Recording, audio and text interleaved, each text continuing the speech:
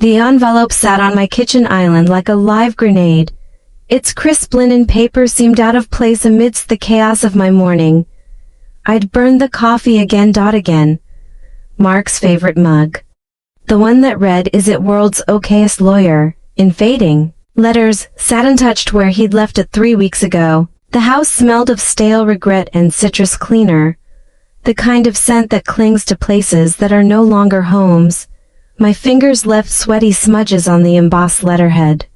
Washington State Department of Health. Professional Licensing Division. The contents were worse than I'd imagined. A notice of emergency suspension, *. Your license to practice marriage and family therapy is hereby suspended pending investigation of gross ethical violations. The words blurred as my throat tightened around the acid rising from my stomach. They'd moved faster than I expected. Mark must have called them personally. No one else had both the legal connections and the motivation to destroy me this thoroughly. I didn't need to read the attached complaint to know what it alleged. The truth was etched in the empty side of my king-sized bed. Ethan's blocked phone number. The way my reflection had started avoiding mirrors. The final paragraph stole my breath. *. Failure to comply with this suspension constitutes a felony. All current clients must be notified within 48 hours. A hearing will be scheduled. The landline rang 3 months earlier. Rain lashed against the bay windows of our Craftsman home. The kind of Pacific Northwest downpour that turned streets into rivers. I was reviewing client notes at the kitchen island when the garage door groaned open. 2 hours early, Ethan stumbled. Inside. His university hoodie was soaked through, his hair plastered to his forehead. The sharp tang of whiskey cut through the air before he even spoke. "She's gone," he muttered, his voice cracking like he was 12 again, fresh from the trauma group home where we'd first met. "Just packed her and left." The breakup wasn't surprising. Caroline had been pulling away for months, but the devastation in his eyes was visceral. This wasn't just a college romance ending. For Ethan, every abandonment resurrected the ghosts of his birth parents' fatal car crash. I moved instinctively, therapist and mother warring inside me, "Let's get you dry." When I reached for his hoodie, his hand closed over mine, callous fingers. "Wedding band." His grip burned. "Don't," he whispered, his breath hitching. "Just don't be nice right now." The warning signs flashed like ambulance lights. Transference risk, emotional investment, power imbalance. I ignored them all. What followed was a masterclass in failed boundaries. Week 1, late night talks in the den after Mark went to bed. Accidental touches when passing coffee mugs, canceling. Clients to be there for him. Week 2, Ethan stopping by my office unannounced. Text that started with *. Need to talk *, and ended with heart emojis. The way his gaze lingered when I dressed for work. Week 3, the first lie to Mark. Just grabbing drinks with Jessica. The hotel receipt. I forgot to shred it. The night I realized too late that I wasn't just comforting him anymore. The breaking point. The breaking point came on a Thursday. Mark was in Spokane for a trial. Rain drummed the roof like a warning. Ethan appeared in my home office doorway, backlit by the hall light, shoulders tense with unspoken emotion. "I can't sleep," he murmured. The rational part of my brain, the therapist who'd lectured on ethics at UW, screamed to send him away. But the broken part, the woman who'd spent a decade pretending her marriage wasn't crumbling, reached out instead. When his fingers intertwined with mine, the spark traveled straight to my amygdala. This wasn't maternal concern. This was something darker, hungrier, more dangerous. And God help me, I liked it. When does compassion become corruption? Was it the first time I prioritized his needs over my marriage? The moment I stopped being his mother in my own mind? Or the second I realized I'd do it all again? At 42, Claire carried herself with quiet confidence, the kind of person accustomed to being listened to. Her auburn hair, streaked with its first silver threads, was always neatly styled in a professional bob. She favored tailored blazers in muted colors, navy, charcoal, the occasional burgundy, and sensible heels that said, I take my work seriously, without screaming for attention, but if you looked closely, and Claire always did, you'd notice the cracks. The slight tremor in her left hand when stressed. The way her wedding band spun absently around her finger, the single-framed photo on her desk, not of her husband, but of a hollow-eyed boy with a baseball cap, the woman who forgot herself. Milwaukee, 1985. Claire Elizabeth Dawson learned young that love came with conditions. The eldest of 4 in a cramped duplex, she became little mom at age 6. When her nurse mother started working night shifts. By 10, she could calm her brother's night terrors, detect her father's lies before the bourbon hit his breath, disappear her own needs so completely she forgot she had any. Her childhood journal entry at 14. If I'm useful, maybe they'll keep me. Dill 2003.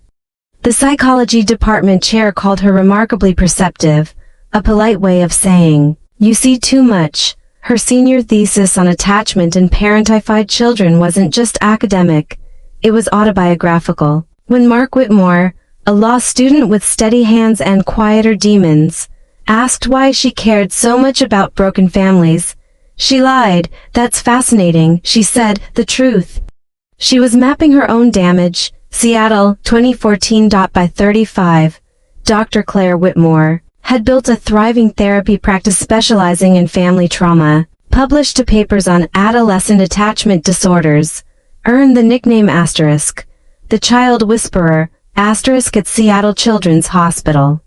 But her proudest credential came via embossed certificate, legal guardian of Ethan Robert Morales, the adoption that changed everything. Ethan wasn't supposed to stay. Mark took his case pro bono after the car crash that orphaned him at 12, temporary placement. He'd insisted when Claire first saw the boy, small for his age, clutching a stuffed bear with one eye missing, refusing to speak. She knew that look, she'd worn it herself. 3 months later, she stood before a judge. "We'd like to make it permanent." No one warned them how fostering a traumatized child would drain their savings. Specialized therapy wasn't cheap. Test there. Intimacy, Ethan's night terrors, left little room for romance. Resurrect Claire's own abandonment wounds. The first fracture appeared in 2018. Their anniversary dinner, canceled when Ethan was crying after being bullied. Mark's voice through the hospital phone. "When do I get to need you?" Claire's silent thought, "You don't." Her client saw the perfect posture of someone in control. The notebook always at the ready, the murmured, "That sounds incredibly painful," that made them feel seen. Her private journal revealed, "Why can I fix everyone but us? Mark feels like a roommate lately. Ethan called me mom today. Why does it feel like a lie?" Ethan's transformation was remarkable.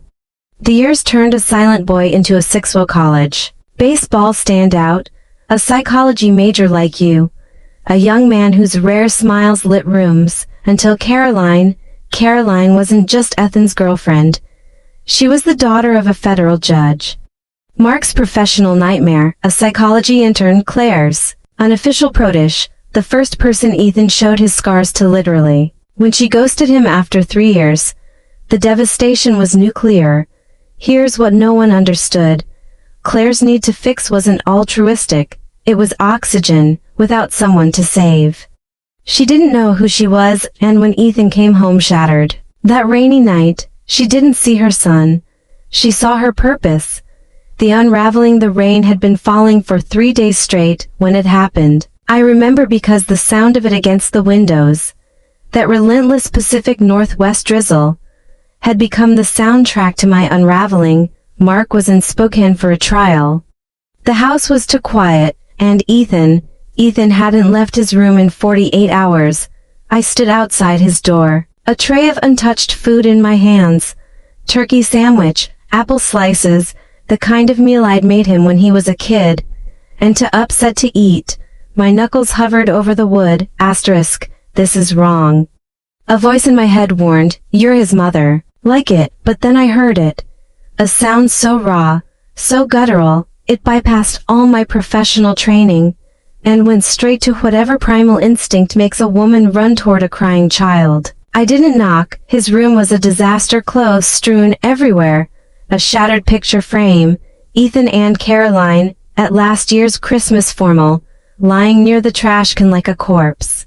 And Ethan himself, hunched on the edge of his bed, his face buried in his hands, shoulders shaking with silent sobs. He didn't look up when I entered. "Hey," I said softly, setting the tray on his dresser. "Go away." His voice was ragged at the edges. I should have listened. Instead I sat beside him, the mattress dipped under my weight. And suddenly I was acutely aware of how much space he took. No longer the scrawny 12-year-old we'd adopted, but a broad-shouldered man with stubble shadowing his jaw. "I can't do this," he muttered, dragging his hands down his face. His eyes were bloodshot, his breath tinged with whiskey. "She was supposed to be different." The words hung between us, loaded with history. Caroline wasn't just his girlfriend, she was the first person he trusted since his parents died. The first one who'd made him believe he was worthy of love. And now she was gone. The touch that crossed the line started as a hug, just a hug, the kind any mother would give her grieving child. But when his arms wrapped around me, too tight, too desperate, something shifted. His breath was hot against my neck, his heartbeat thundered against my chest, his fingers dug into my back, not in grief, but in something closer to need, and then a hitch in his breathing, a tension in his body that had nothing to do with sorrow, a realization that crashed over me like ice water. This isn't comfort anymore. We broke apart like guilty thieves. Ethan scrubbed a hand over his face, his breath uneven.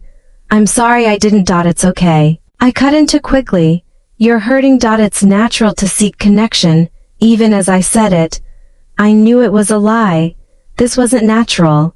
This wasn't right. But the way he looked at me, like I was the only solid ground in his collapsing world, made me stay. That night marked the beginning of the end. The consequences. It started with texts that came too late. "That you can't sleep. Can we talk at 1:23 a.m. Accidental touches that lingered. Sorry. Didn't mean to brush your hand. Secrets kept from Mark. Ethan and I are just grabbing coffee. You don't mind, do you?" Then came the hotel. The first time we told ourselves it was innocent. Just a place to talk without prying eyes. The second time we didn't bother with excuses. The question that haunts me. When did I stop being his mother? Was it the first time I let him cry in my arms a little too long?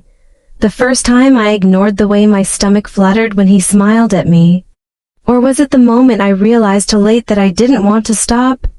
The hotel receipt fluttered from my coat pocket like a falling leaf, landing face up on the foyer tiles. Mark froze mid-sentence, his polished lawyer's mask slipping as he bent to retrieve it.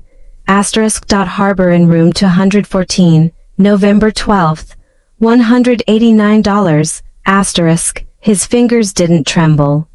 Mark's hands never trembled, not even during his most brutal cross-examinations. "Business meeting," he said, his voice deceptively calm, the kind of calm that precedes a Category 5 hurricane. I opened my mouth to lie, to deflect, to do what I'd become terrifyingly good at over these past months. When the landline rang, the caller ID displayed Seattle Children's Hospital. Ethan had been admitted with a panic attack. The professional reckoning. Monday 9:15 a.m. Dr. Rosen's office smelled of peppermint tea and quiet judgment. 3 clients had terminated this month. She slid a file across her immaculate desk, all citing the same concerns: distraction, missed cues, inappropriate self-disclosure. My stomach lurched. The most recent complaint came from the Laughlin family, teenage daughter with attachment disorder, the session where I'd accidentally called her Caroline twice. The disciplinary notice arrived before lunch. Mandatory administrative leave.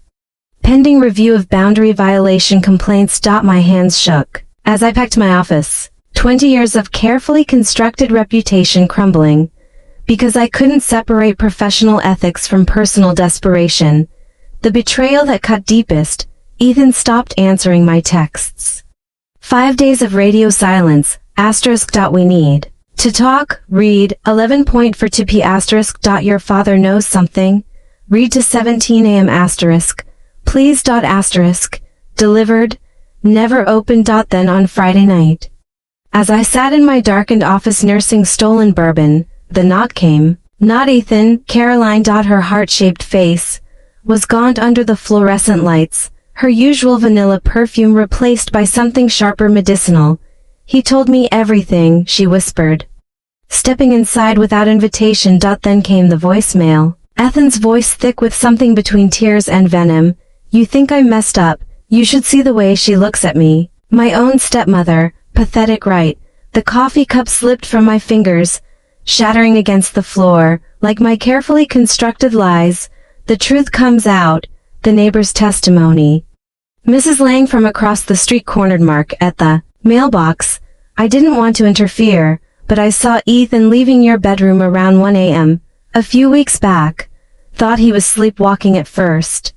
Her voice dropped until I saw the way they hugged on the porch. The digital paper trail. Mark, ever the litigator, had already subpoenaed our phone records before confronting me. 87 texts exchanged during his business trips. 14 Uber rides to locations we had no business visiting. 3 hotel charges matching dates he'd been out of town. The photographic evidence. The final blow came via glossy 8x10 prints, sliding across our kitchen island. Ethan and me at the lake house last month, his arm curled possessively around my waist. My head tilted toward him in a way that looked nothing like maternal affection. Mark's voice when he finally spoke was barely recognizable. You were supposed to be his mother. The ultimate abandonment. The midnight knock came exactly 1 week after my world ended. Ethan stood on the porch of my temporary apartment, duffel bag slung over one shoulder, eyes hollowed out like the boy I'd first met 12 years ago. I'm moving to Denver, he said flatly. Uncle James's place. He thrust a folded document at me. Therapy termination notice. His signature slashed across the bottom like a fresh wound. Then the words that would haunt me forever. You were the last person I trusted. Now I don't even have that. The verdict. The question that lingers. Who was the real victim here? The husband who'd lost his wife to his own son? The guy who'd lost another mother figure to betrayal? Or the woman who'd mistaken obsession for love and destroyed everything she held dear? The heels I'd chosen for the hearing. Sensible. Professional. The same black Prada pumps I'd worn for every important client presentation. Clicked loudly against the courthouse steps. Each sound echoed like a gunshot in the damp Seattle morning. Reporters swarmed before I'd even reached the landing. Dr. Whitmore, any comment on the allegations? Did you really tell your stepson it was love? Are you worried about criminal charges? Microphones jabbed at my face like weapons. I kept my head down, clutching Diane's arm like a lifeline as we pushed through the gauntlet. Don't engage, she muttered, her grip vice-like on my elbow. Remember our strategy. This is about professional boundaries, not your personal life. But as we entered hearing room 3, the oxygen left my lungs. Ethan sat at the witness table, the testimony that shattered my world. Chairwoman Lawson's voice cut through the murmuring crowd. This hearing will examine Claire Whitmore's gross violation of professional ethics through her inappropriate relationship with a vulnerable client, who also happened to be her adoptive son. The projector screen illuminated with damning evidence, text, logs, 87 exchanges between 1 o'clock and 4 a.m. Over 6 months, can't sleep, thinking about you, me. You're the only one who gets me. Ethan, financial records. 3 hotel charges on Mark's business trip weekends, corroborating statements, Caroline's sworn affidavit about Ethan's confession. Ethan looked like a stranger. The vibrant college athlete I'd known was gone, replaced by a hollow-eyed young man, swimming in an ill-fitting suit. When he took the stand, he never once looked at me.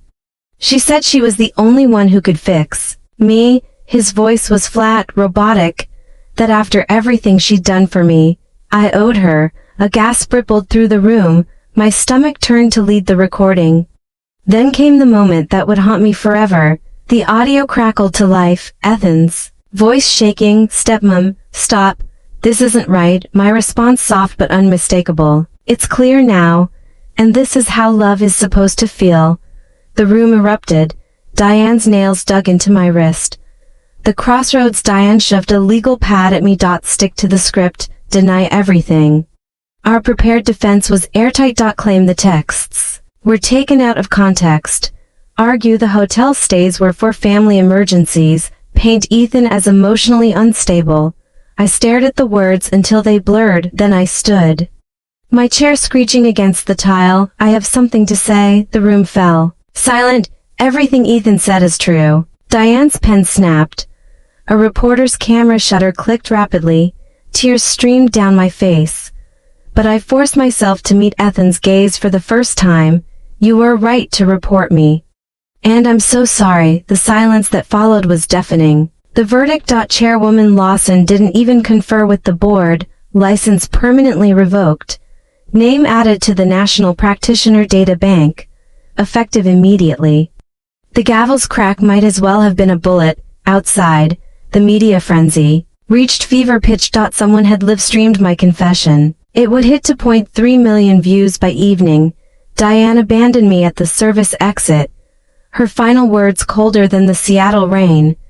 "I can't work with clients who sabotage themselves." Ethan found me in the parking garage. "Why?"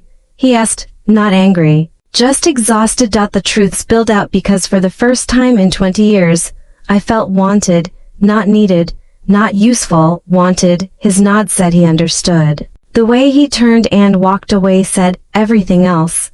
The hardest truth. As I sat in my car, watching the rain blur the windshield, one thought crystallized. This was never about Ethan. It was about a woman so desperate to feel alive that she destroyed everything that ever mattered to her. The cruelest part of me would do it all again. The coffee at Elle's 24-hour diner tasted like burnt regrets. I wiped down the counter for the third time that shift. My fingers tracing the same circular motions I'd once used to smooth the hair back from a feverish child's forehead. The diner smelled of grease and industrial cleaner, a far cry from the lavender-scented therapy office I'd once called mine. A newspaper left on a booth caught my eye. Asterisk former therapist's license revocation upheld in landmark ethics case. My reflection in the chrome napkin dispenser showed a woman I barely recognized, hair pulled into a messy bun. Dark circles under her eyes. The once proud posture of Dr. Whitmore replaced by the perpetual flinch of someone expecting to be recognized. And then it happened. Claire, the voice sent ice through my veins. Issaka. My former best friend, my maid of honor. Now standing in the diner doorway in a tailored blazer. Her manicured fingers clutching a takeout coffee like a lifeline. We stared at each other across a chasm of ruined history. The aftermath. What was lost? A divorce. Mark's lawyers had been merciless. I got no eliminate. Marital misconduct clause. No claim to the house. Risk of minor exposure. Not even my professional name. You forfeited it. The final papers arrived with a post-it in Mark's precise handwriting. Asterisk hope he was worth it. Asterisk Ethan moved to Denver. Changed his number. The last I heard. He transferred colleges and started going by his birth name. Ethan Morales. Erasing every trace of the Whitmore family. My license revocation made national news. The APA issued new guidelines about familial, dual relationships, using my case as a cautionary tale. Ironic, the only legacy I had left was as a warning to others. Jessica slid into a booth, against all better judgment. I took her order. Black coffee, she said, then softer. How are you, Claire? The question hung between us. Loaded with everything we weren't saying. I could have lied, could have said fine and walked away. Instead the truth slipped out. I dream about him sometimes. Not like that. I dream I'm tucking him in after a nightmare. Then I wake up, and remember I'm the nightmare. Jessica's eyes welled. Jesus, Claire. She reached for my hand, then stopped herself. Some lines once crossed can never be uncrossed. The letter that changed nothing. I found it in my dingy apartment. Mailbox 6 months after the hearing, *, Dear Claire. I don't forgive you, but I wanted you to know, I'm in therapy now, real therapy. My therapist says what you did wasn't love. It was emotional, funny, right? The one thing you swore you'd never let happen to me again. I burned it over my kitchen sink, watching the flames lick at his jagged handwriting, until nothing remained but ashes. The job that saved me. Lou, the diner's grizzled owner, never asked about my past. Table 3 needs a refill, was all he'd say when he caught me staring at the TV news playing above the counter. The work was mindless. The pay barely covered rent, but there was a strange mercy in serving coffee to strangers who didn't know my sins, who only cared if their eggs were over easy. The final lesson. Here's what no one tells you about destroying lives: the guilt doesn't fade, it just becomes a part of you, another organ you learn to function around. Some mornings I still wake up reaching for Mark, some nights I still hear Ethan's voice in the rain. But the woman who thought she could fix everything, she's gone, and maybe that's for the best. The end. As Jessica left the diner, she hesitated at the door. Mark's getting remarried, she said quietly. Ethan's coming back for the wedding. The coffee pot trembled in my hand. I'm happy for them, I said, meaning it. Jessica nodded, her eyes searching mine for the lie. When she didn't find it, she left without another word. I watched through the diner window as she disappeared into the rainy Seattle afternoon.